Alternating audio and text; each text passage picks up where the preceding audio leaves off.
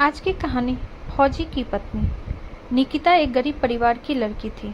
गांव में 16-17 साल की उम्र होते ही शादी करने की जल्दी हो जाती है। निकिता की शादी करवाने के लिए उसका परिवार जल्दी में था, क्योंकि उसकी 2 छोटी बहनें थीं। उसके पास भी शादी करने के अलावा कोई चारा नहीं था। वह दिखने में साधारण थी और घर के हालात भी दहेज देकर शादी करने के लिए अनुकूल नहीं थे, इसीलिए उसकी शादी जुड़ती नहीं थी। उसमें या गोत्र या कुंडली में कमी दिखाकर बहुत से रिश्ते मना कर देते थे। अंत में एक रिश्ता आया और उस लड़के ने उसे पसंद कर लिया। लड़का सेना में सिपाही था। बुजुर्ग लोगों ने शादी करने पर नाराजगी जताई और कहने लगे कि लड़का अपनी पत्नी को समय नहीं दे पाया और कल शहीद हो गया तो। पिता ने बेटी से पूछा। निकिता ने अपने पिता की परेशानी देखकर शादी के लिए हामी भर दी और शादी हो गई।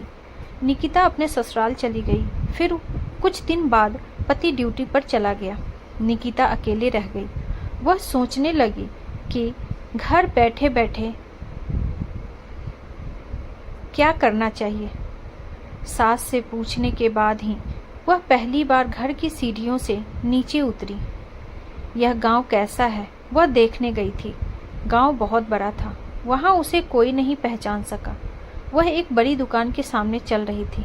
तभी एक दुकानदार ने आवाज़ लगाई और कहने लगा कि भाभी कोई सामान चाहिए क्या। उसने दूर से ही नहीं कहा। कुछ दूर पर एक किसान अपने खेत का कृषि सामान लेकर शहर की ओर जा रहा था।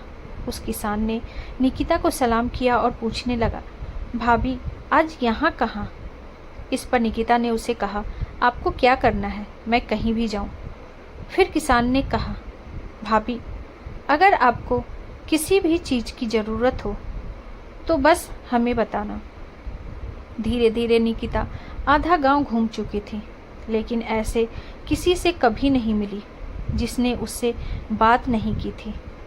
निकिता का सवाल था, इतने बड़े गांव में हमने कभी घर नहीं छोड़ा और किसी को जानते भी नहीं हैं, और फिर भी लोग मेरे साथ इतने प्यार से पेश आ रहे हैं और मुझे इतना सम्मान दे रहे हैं। गांव में कभी मैं पुरुषों से आंख भी नहीं मिला पाती थी। लोगों की ऐसी गंदी निगाहें देखकर मैंने एक उम्र में आने के बाद घर से बाहर निकलना बंद कर दिया था। लेकिन यहाँ स्थिति इतनी उल्टी कैसे। घर जाकर उसने अपने सास से पूछा। सास ने कहा, ओह तुम एक फौजी की पत्नी हो, इसीलिए तुझे गांव में इतना सम्मान मिलता है जैसे मुझे माँ बनने से मिलती है। यह सुनकर निकिता की आंखों में खुशी के आंसू आ गए। उसका सीना गर्व से फूल गया।